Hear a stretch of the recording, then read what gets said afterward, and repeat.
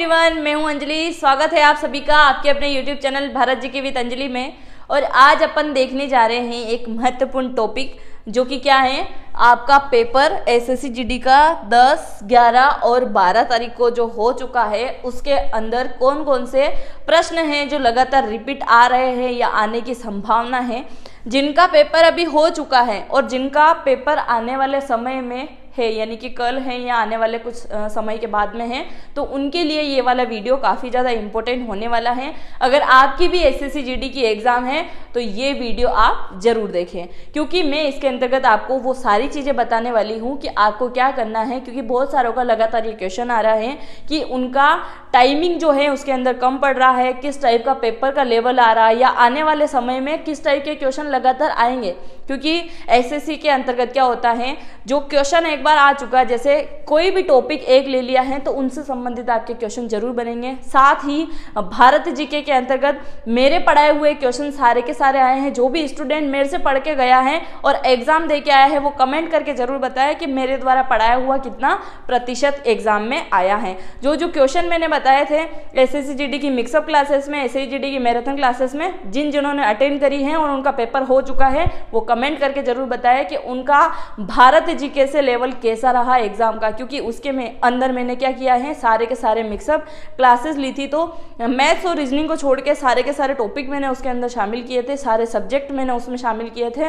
और खासकर मैं भारत जीके पढ़ाती हूँ तो भारत जीके से संबंधित आपका शायद ही कोई क्वेश्चन आउट ऑफ गया हो, क्योंकि मेरा पढ़ाया हुआ ही क्वेश्चन आया है। कल परसों की क्लासेस में आपने देखा होगा, जब मैंने ब्रांड एम्बेसडर वगैरह पढ़ाए थे, तो कल परसों की क्लास यानी कि 8 या 9 तारीख की क्लास के अंदर ही मैंने उत्तराखंड के ब्रांड एम्बेसडर पढ़ाए थे, जिनका मैंने ये भी बताया था कि हाल ही में उनका क्या है, तो एक्सीडेंट हो चुका है, तो उनसे संबंधित भी क्वेश्चन आ चुका है। तो आप एग्जाम का, अगर आप भी एसएससी जीडी की तैयारी कर रहे हैं, तो अगर आपने अभी तक Bharat GK with Anjali channel को सब्सक्राइब नहीं किया है तो सब्सक्राइब जरूर कर देना। क्योंकि आने वाले समय में अगर आप किसी भी एग्जाम की तैयारी कर रहे हैं तो ये वाला जो चैनल है या मैं आपके लिए काफ़ी महत्वपूर्ण साबित होने वाला है। क्योंकि मेरे द्वारा पढ़ाया हुआ इस एग्ज़ाम में बहुत अच्छे से स्कोर हुआ है, बहुत अच्छे से आया है, तो संभावना है कि आपकी भी जब एग्ज़ाम होगी, चाहे आप किसी भी स्टेट की एग्ज़ाम की तैयारी कर रहे हो, उसके लिए मेरी स्पेशल बैचेस आती है।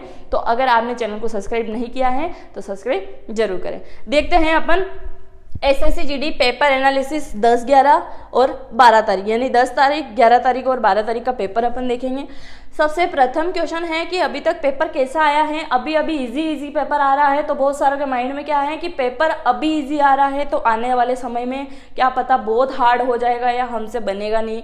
ऐसा कुछ भी नहीं है, क्योंकि मैंने स्टार्टिंग में जब वीडियो की स्टार्टिंग करी तभी मैंने आपको बोला था कि एसएससी का ऐसा काम है कि एक टॉपिक उठाता है, लगातार 15 दिन तक उसी से संबंधित क्वेश्चन आपके एग्जाम में देखने को मिलेंगे। किस प्रकार देखने को मिलेंगे वो मैं आगे आपको बताने वाली हूँ। पेपर कैसा आ रहा है, तो पेपर बिल्कुल भी हार्ड नहीं है, इजी टू मॉडरेट है। यानी कि जिन्होंने अच्छे से पढ़ाई करी है, जो साल भर से लगे हुए हैं, उनकी बात अलग है। क्योंकि जो पिछली बार 1 नंबर 2 नंबर 5 नंबर से रह गए थे, उनके लिए तो सुनहरा मौका है ही सही, पर जिन्होंने अच्छे से अभी तैयारी करी है या न्यू आए हैं, उनके लिए भी काफ़ी अच्छा कारगर साबित हो रहा है कि पेपर का लेवल ज़्यादा कुछ खास नहीं है, पेपर का लेवल अच्छा है और आप उसको आसानी से कर सकते हैं। जिन्होंने पढ़ा नहीं है, बिल्कुल भी क्वेश्चन नहीं आते हैं, वो भी 40-50 नंबर के क्वेश्चन आराम से लगा के आ रहे हैं। क्योंकि माइनस मार्किंग का डर है, फिर भी वो इतने नंबर लगा के आ रहे हैं। और आप तो पढ़ाई कर चुके हो, तो आपको डरने की कोई बात नहीं, आपका पेपर अच्छा ही जाने वाला है। तो पेपर का जो लेवल है वो क्या है, इजी टू मॉडरेट है। क्या है, इजी टू मॉडरेट है, मॉडरेट है। इजी टू मॉडरेट क्या है, आपका पेपर का लेवल है, ज़्यादा टफ पेपर आपका नहीं आ रहा है। दूसरा क्वेश्चन है, पेपर में किस प्रकार के क्वेश्चन या टॉपिक पूछे जा रहे हैं, क्वेश्चन किस प्रकार के पूछे जा रहे हैं, मैंने इस वीडियो में शामिल किया है। नेक्स्ट स्लाइड पे मैं आपको बताने वाली हूँ। और टॉपिक कौन कौन से हैं, जब मैंने आपको एसएससी जीडी की 60 दिनों की रणनीति बताई थी, उसी से संबंधित अभी तक के टॉपिक आए हैं।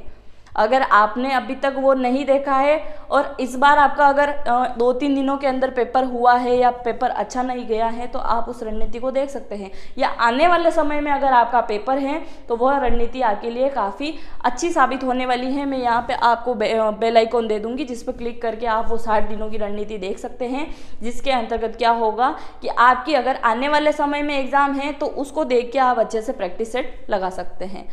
फिर नेक्स्ट है भारत जीके में कितने प्रश्न और कौन से टॉपिक से पूछे जा रहे हैं, जो आपको मैं पहले ही बता चुकी हूँ। जिन्होंने मेरे वीडियो देखे हैं उनको शायद ही कोई आउट ऑफ पढ़ने की ज़रूरत पड़ी होगी, क्योंकि मेरे वीडियो थोड़े आए होंगे पर उनमें मैंने मोस्ट इम्पोर्टेंट क्वेश्चन करवाए थे। और अगर आपकी कल से परसों या आने वाले एक आध दिन में एग्जाम है, आपके पास समय कम है, तो आप उनका यहाँ पे 3 डॉट होते हैं, उनसे आप क्या करोगे, स्पीड बढ़ा के वो सारे के सारे वीडियो अच्छे से कवर करें, ताकि आपके एक भी question static GK, Bharat GK और करंट से बाहर न जा पाए। नेक्स्ट है कौन से टॉपिक को ज़्यादा पढ़ें, यानी कि अगर मैं बात करूं भारत जीके की, तो भारत जीके के अंतर्गत अभी ज़्यादातर वेटेज स्टैटिक जीके का आ रहा है, करंट का थोड़ा कम है, फिर इतिहास का भी थोड़ा कम है, स्टैटिक जीके ज़्यादा है, तो आप उस पर थोड़ा ज़्यादा फोकस करें। नेक्स्ट है पिछले वर्ष के मुकाबले इस बार का पेपर टफ है या कठिन है। इस बार का पेपर जो है वो थोड़ा मॉडरेट है, ना तो टफ है और ना सरल है। तो आप बोल सकते हो पेपर क्या है, तो मॉडरेट है। जिन्होंने पढ़ाई करी है उनके लिए तो वैसे भी सरल है, और जिन्होंने पढ़ाई नहीं की है उनके लिए थोड़ा सा मॉडरेट अपन मान सकते हैं। क्योंकि अभी क्या कर रहे होंगे, जिन्होंने अभी लगातार ये था कि हाँ 6 महीने हैं, 5 महीने हैं, 2 महीने हैं, 3 महीने हैं, कर लेंगे, पढ़ाई करके क्या करना है कर लेंगे, ऐसे करके जिन्होंने टाला है और जो अभी हाल ही में प्रैक्टिस सेट लगा रहे हैं, उनके लिए पेपर थोड़ा टफ हो सकता है।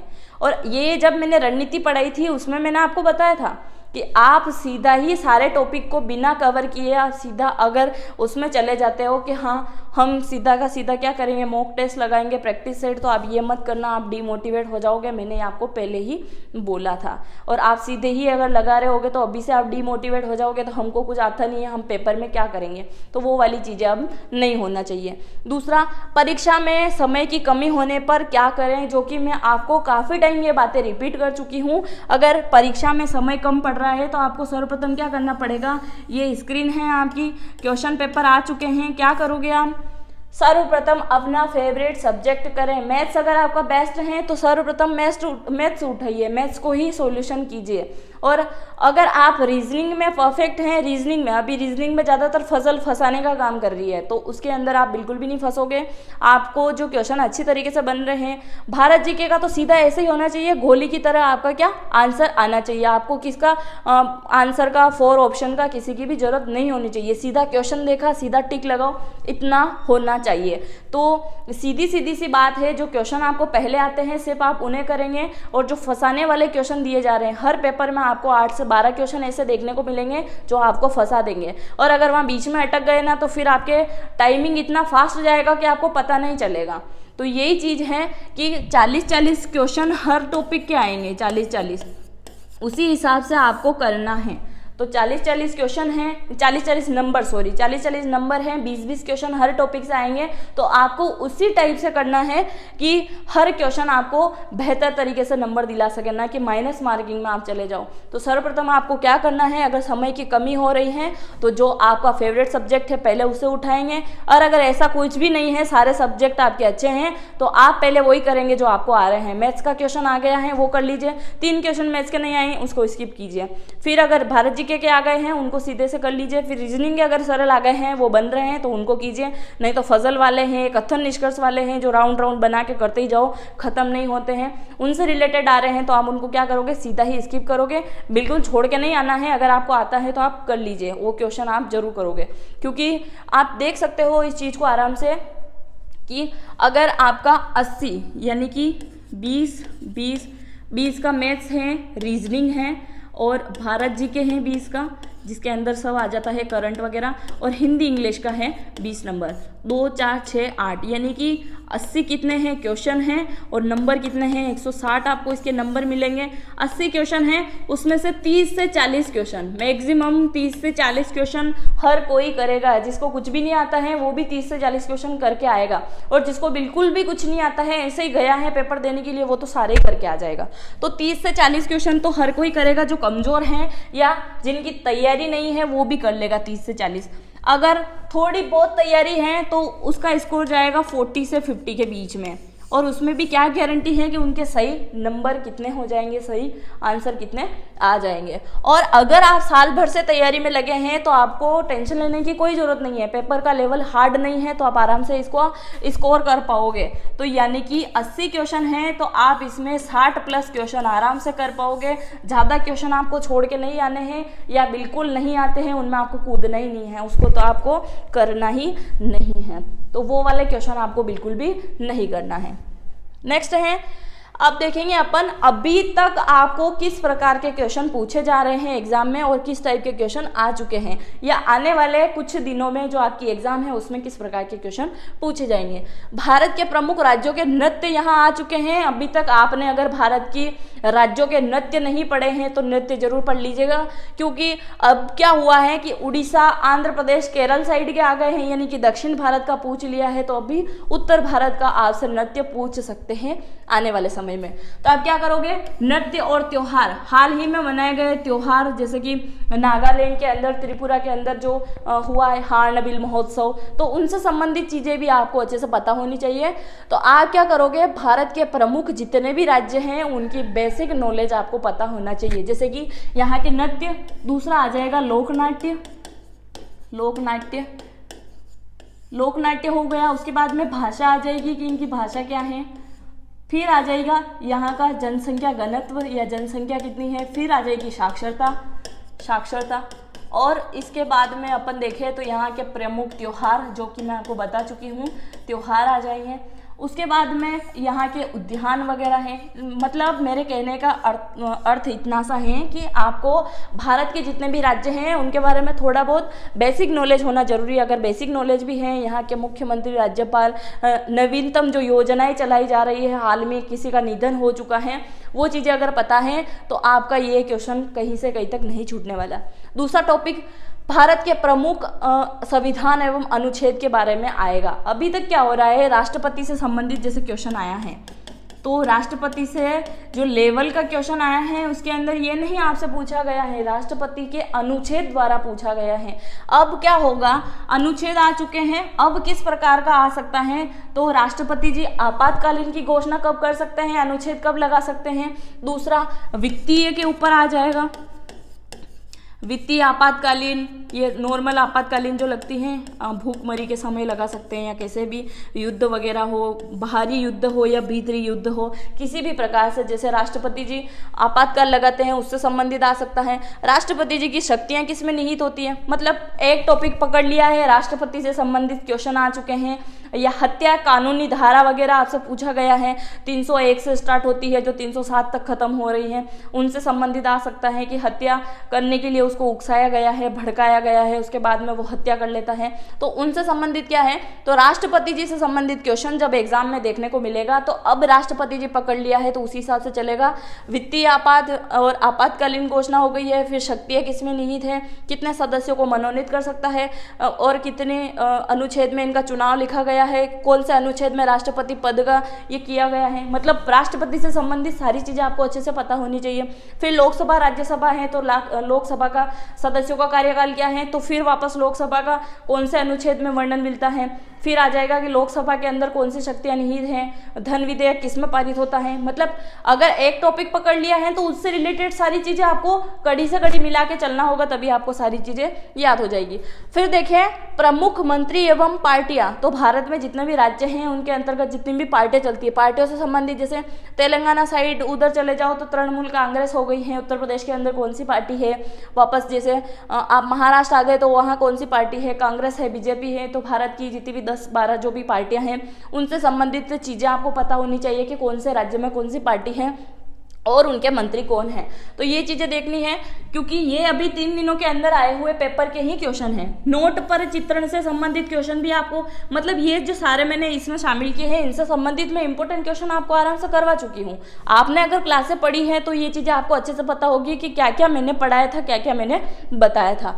तो आपको नोट पर चित्रण से संबंधित अभी आया था कि 50 रुपए के नोट का कलर क्या है, फिर 200 रुपए के ऊपर क्या था, किसका चित्रण है, 2000 रुपए के नोट के ऊपर किसका चित्रण है, मैं आपको सब पढ़ा चुकी हूँ। सांची का का स्तूप हम्पी वगैरह कर्नाटक, और या क्या बोलते हैं मंगलयान से संबंधित सारी चीज़ें मैं आपको अच्छे से बता चुकी हूँ। तो ये नोट पर चित्रण से संबंधित, तो अब नोट से संबंधित क्वेश्चन आ गया। एक में चित्रण पूछ लिया है, दूसरे में कलर पूछ लिया है। आप समझ रहे हो मेरी बात कि जब 10 तारीख को पेपर होता है तो क्या पूछा जाता है, नोट का चित्रण, यानी कि 2000 रुपये का नोट जो है उस पर किसका चित्रण है, मंगलयान, आपने आंसर दे दिया। फिर बात आएगी नोट का कलर कौन सा है, फिर तीसरे दिन आपसे पूछा जाएगा कि नोटबंदी कब हुई थी, फिर क्वेश्चन आ जाएगा कि मुद्रीकरण से क्या तात्पर्य है, यानी कि नोट अगर स्टार्ट कर दिए हैं तो नोट से संबंधित क्वेश्चन ही अब आपको देखने को मिलेंगे। फिर जीडीपी रैंक की अगर मैं बात करूं तो जीडीपी रैंक से संबंधित चीज़ें आ जाएगी सारी की सारी, जैसे सूचकांक वगैरह हो गए हैं, भूखमरी में, हैप्पीनेस के मामले में, तो इनसे संबंधित भारत का कौन सा क्या स्थान रहा है, या फर्स्ट नंबर पे कौन सा देश आता है, या आखिरी देश कौन सा है, उनसे संबंधित चीज़ें आप अच्छे से पढ़ लीजिएगा।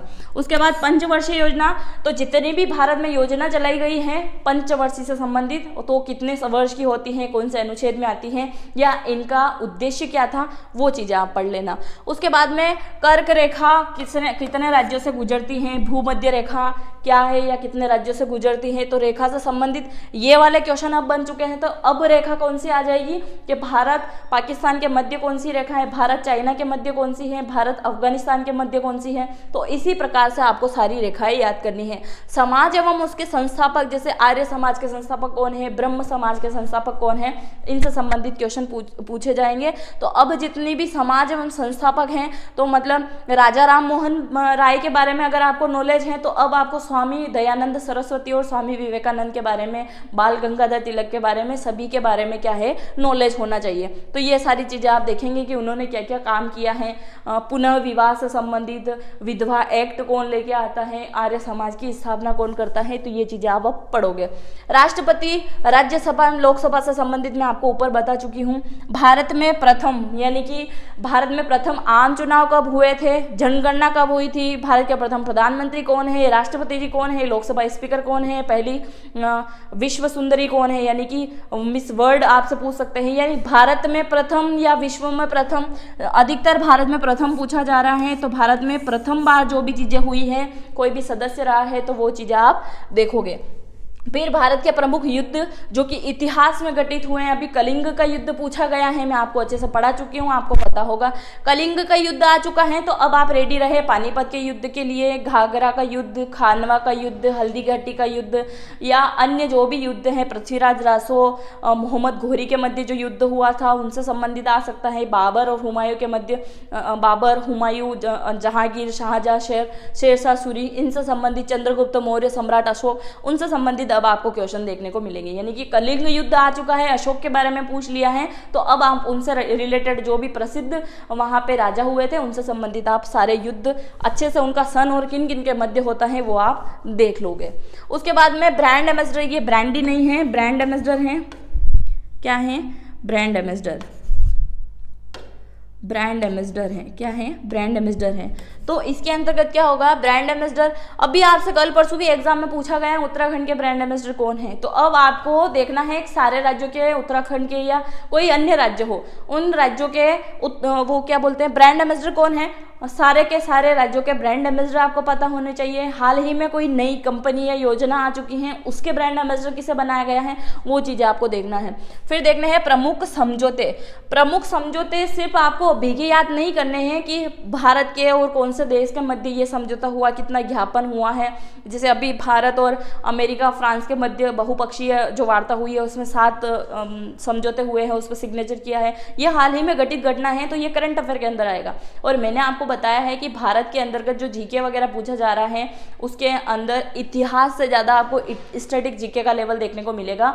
तो उसके अंदर आपको सारी चीज़ें पता होना चाहिए कि समझौते अभी के नहीं, जैसे ताशकंद समझौता हुआ था, पंचशील समझौता हुआ था, तो उनसे संबंधित भी आपको थोड़ी बहुत जानकारी रखना है। उसके बाद में भारत की जनगणना से संबंधित जो मैं आपको बता चुकी हूँ, भारत के प्रथम आम चुनाव, जनगणना और इनसे संबंधित चीज़ें।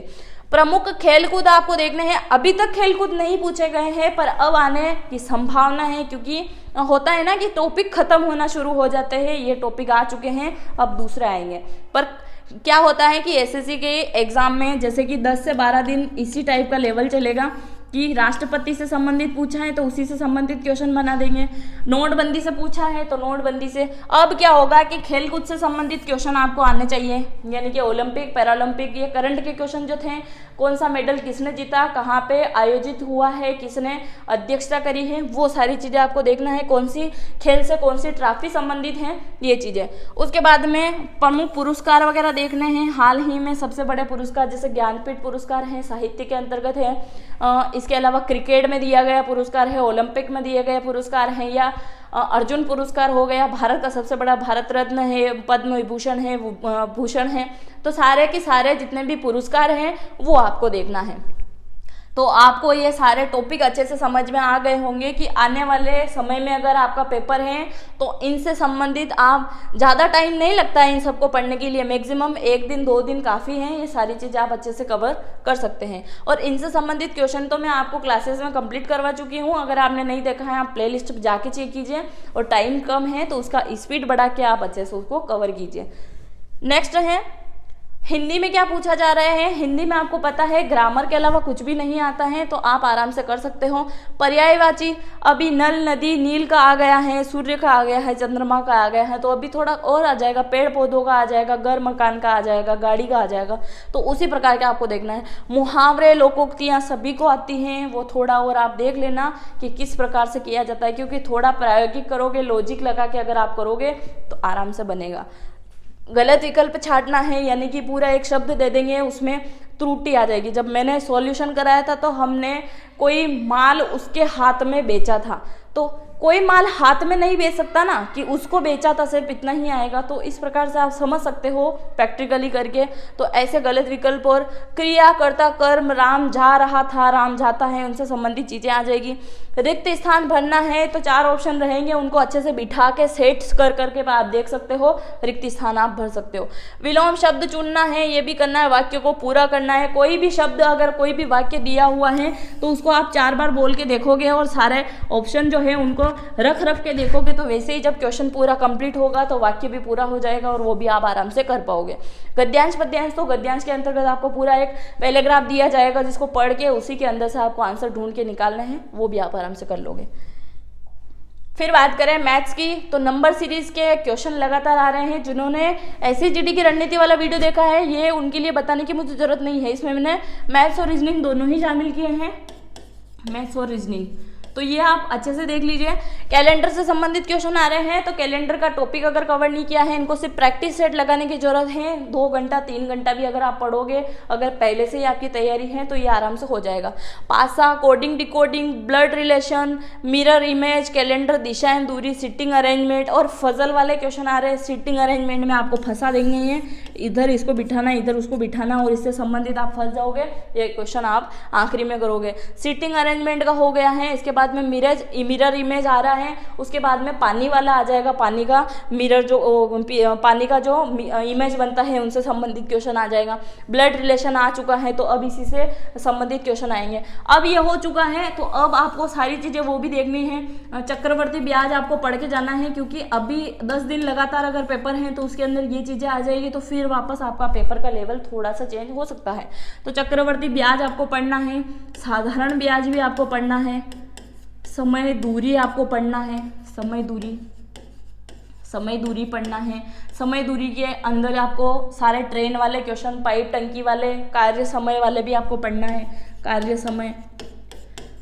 समय भी आपको पढ़ना है, यानी कि चक्रवर्ती ब्याज, साधारण ब्याज, समय दूरी, कार्य समय आपको पढ़ना है। इसके अलावा क्या आ जाएगा, नाव धारा आ जाएगा। क्या आएगा, नाव धारा, साझेदारी वाले पढ़ लेना, साझेदारी, नाव धारा। और इसके अलावा किस प्रकार के आ जाएंगे क्वेश्चन, और इसके अलावा प्रायिकता आ जाएगी। क्या आ जाएगी, प्रायिकता और रेलगाड़ी वाले क्वेश्चन, यानी कि ये टॉपिक तो लगातार रिपीटेड हो ही रहे हैं। इसके अलावा क्या आ जाएगा, महिला, पुरुष, बच्चे वाले जो क्वेश्चन आते हैं, समय कार्य जो मैं आपको बता दिया है, MDH वाले क्वेश्चन आप कर सकते हो। कितने आदमी कितने दिन में कितने घंटे में वो पूरा कार्य कंप्लीट करते हैं, उनसे संबंधित क्वेश्चन आ जाएंगे। तो आपको मैथ्स में और रीजनिंग में इनसे आउट ऑफ कुछ पढ़ना ही नहीं है, क्योंकि वो ही सब्जेक्ट लगातार रिपीट होते हैं। और अगर आप काफ़ी टाइम से तैयारी कर रहे हैं तो वो रणनीति वाला वीडियो देख लेना, आने वाले समय में आपका सिलेक्शन जरूर होगा। और उसको अगर आप फॉलो करते हो, सारी की सारी चीज़ें उससे संबंधित पढ़ते हो, तो एक भी क्वेश्चन आपका आउट ऑफ नहीं जाएगा।